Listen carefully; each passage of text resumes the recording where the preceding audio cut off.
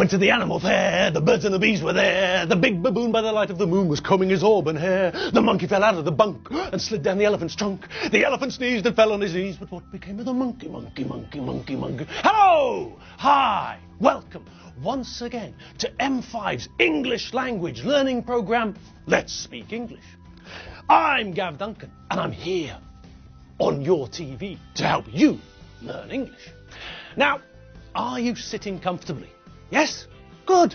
And are you ready for today's lesson? Yes? Good. Okay, well, let's learn English together. All right, people, welcome to the studio once more. I'm here, you're there, so that must mean that we're ready to get started. All right, in that case, let me just ask, did you have a nice night last night? I know it was a Tuesday evening, but did you do anything special? Yes? No? If your answer was no, why not? Was it just that you didn't fancy doing anything special, or was there another reason? Is it possible that for a lot of you, the reason you didn't feel like doing anything last night is because you had a bit too much fun on New Year's Eve, and now you're in the process of recovering? Is that it? I know it's probably not the reason for most of you, but it might be the reason that some of you didn't go out last night.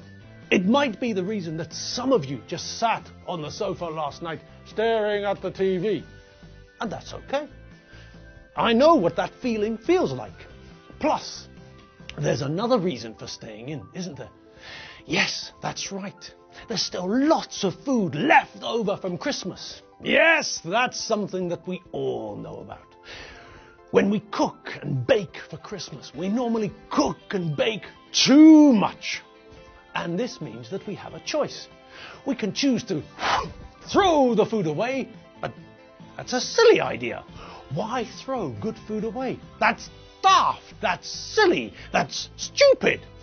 I mean, if the food is still good, if it hasn't gone off, if it's still fresh, if it doesn't smell, if it still tastes good, if it hasn't spoiled, if it's not moldy, if it doesn't have bits of green mold starting to grow on it, green mold like this, then there's no reason to throw it out, is there?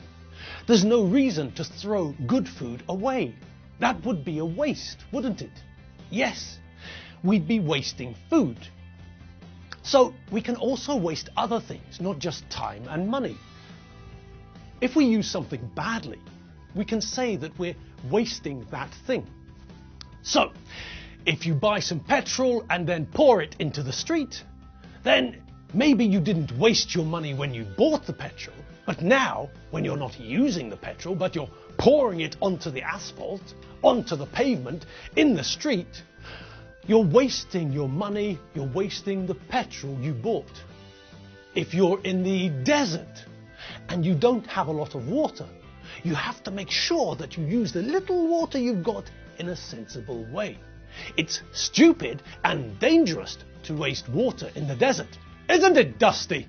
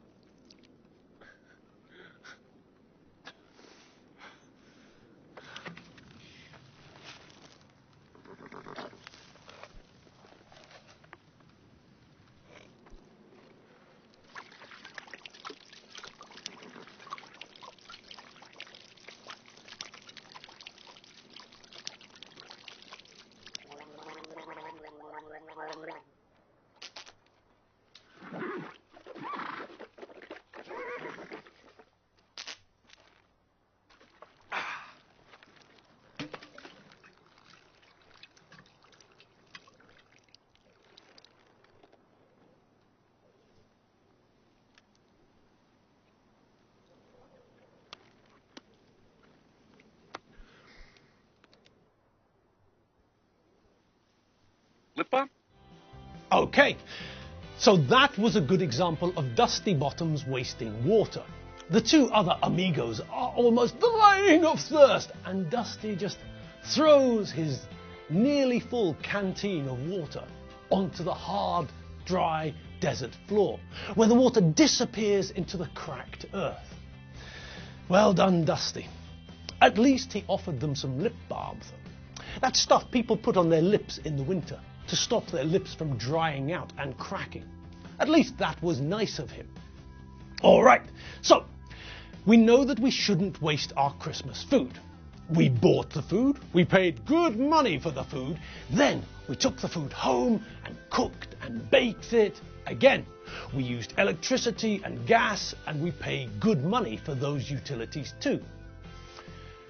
Public utilities are the companies that provide or give us the services we need to operate our towns and city. So, they provide things like electricity, gas, water, sewage, telephone lines, rubbish removal, these sorts of things. And we call the services that the companies provide or give utilities to. So the companies are utility companies, and the things they provide, the things they give us, we call these things utilities too.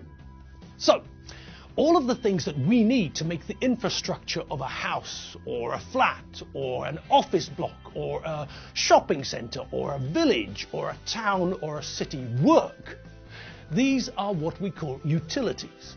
And why am I telling you about it? I remember.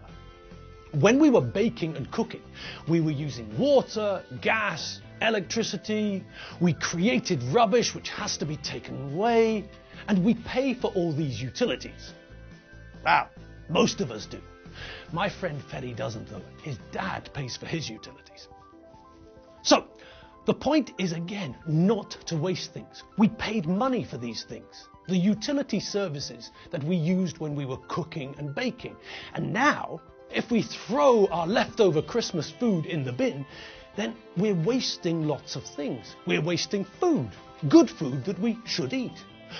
We used electricity and gas and water too, and if we didn't use those things sensibly, then we wasted them too.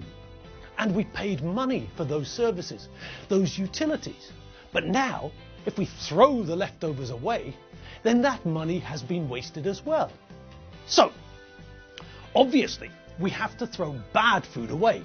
If we eat food which is bad, food which is too old, food which has started to go off, to decay, to rot, then we will become ill, get a fever, and have to go to hospital. And we don't want that now, do we? No, of course we don't want that. So, we all know that if the food is mouldy, if green mould is starting to grow on it, then the time has come for you to throw it out, to chuck it out, to put it into the bin for the bin man to take away. If your food is starting to develop a haircut, then don't trim the food's hair, throw the food away. But maybe the reason you stayed in last night isn't connected to food at all. Maybe the reason you stayed in last night is connected to something we often think about in connection with food. What do you think that is? What other thing do we often see in connection with food? Oh! What? No! No! What sort of a daft answer is that? 4? No, that's not the correct answer. Is there anybody else who wants to have a go? What is the thing we often see in connection with food?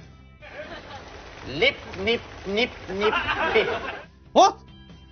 What was that? That wasn't even English.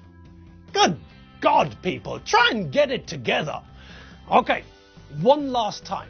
What's the thing that we normally associate with food? What do we normally think of when we think of food? Well, that's rather a personal question, isn't it? No, it's not. It's not a personal question at all. Good grief. All right, forget it. Just forget it. Don't worry about trying to answer a perfectly simple question. Don't worry about it at all. Forget all the silly answers. 4, a personal question. Neep, neep, neep. Forget it. I'll tell you. That's a much easier solution. God. Okay, what we normally think of when we think of food is this. Drink. Food and drink, they go together like fish and chips, or rhubarb and custard, salt and pepper, knife and fork, thunder and lightning, bacon and eggs, food and drink. These words always go together. Bacon and eggs, knife and fork, fish and chips, rhubarb and custard, thunder and lightning, bread and water, and, as we've just discussed, food and drink. So that's why I was asking. Perhaps the reason that you didn't go out last night is connected to the drink part of the equation. Perhaps, like Ivan and Yuri and the team, perhaps like Alfredo and Gordon last year, perhaps, like lots and lots of people, you drank too much on New Year's Eve. And then, on the first day of the new year, you had a hangover. You were hungover. Do you remember those two forms of saying the same thing? When we're talking about someone who feels awful because they drank too much alcohol, we've got two ways that we can do it. We can either use the have or have got form, which we use to talk about possession. In the same way that we can say something connected to an illness, for example. He's got a cold. She's got mumps. I've got a sore throat.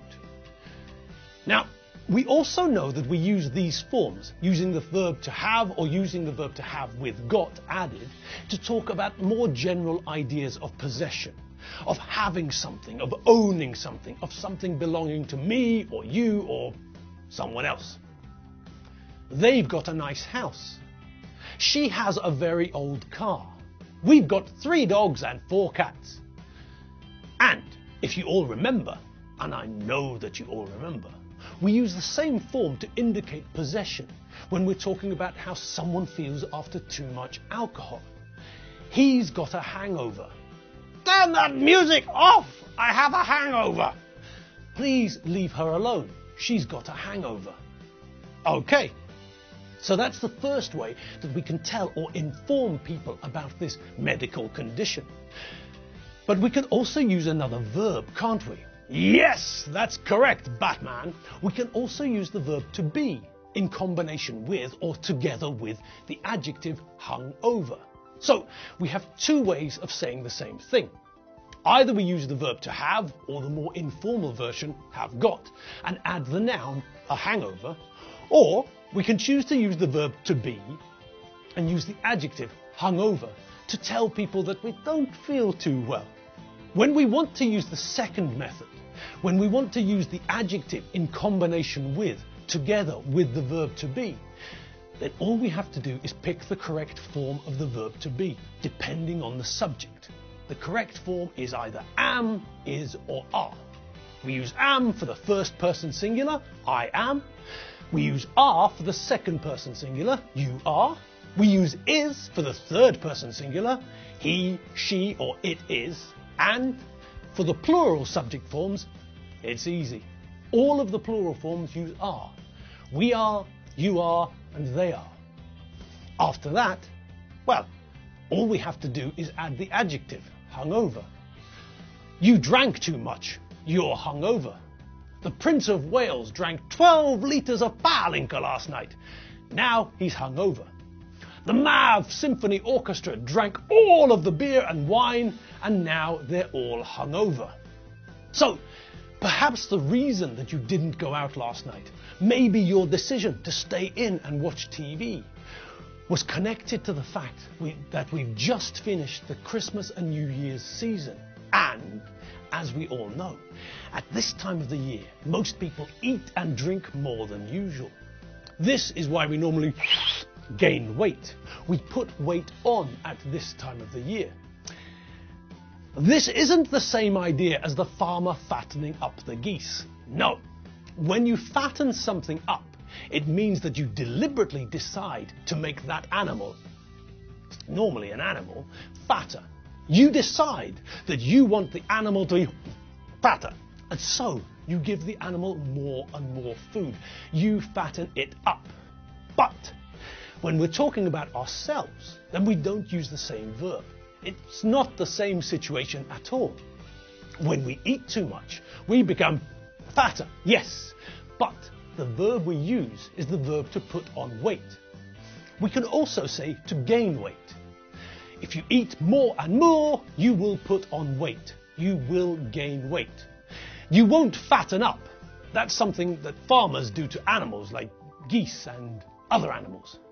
Farmers fatten geese and other animals up so that they can sell the animals for more money.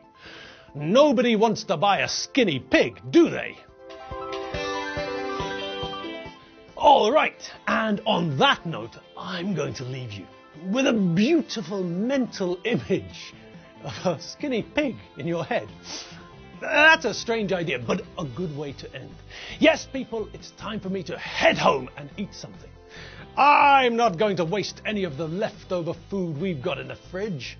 I'm going to have a turkey sandwich or a goose leg tortilla. Something nice anyway. So, there's only one thing left to say. Bye! I'll see you all tomorrow when we dive back into the world of English together. See you later, have fun, and don't forget www.mediaclick.hu with 2 Ks at the end. See you later. Bye!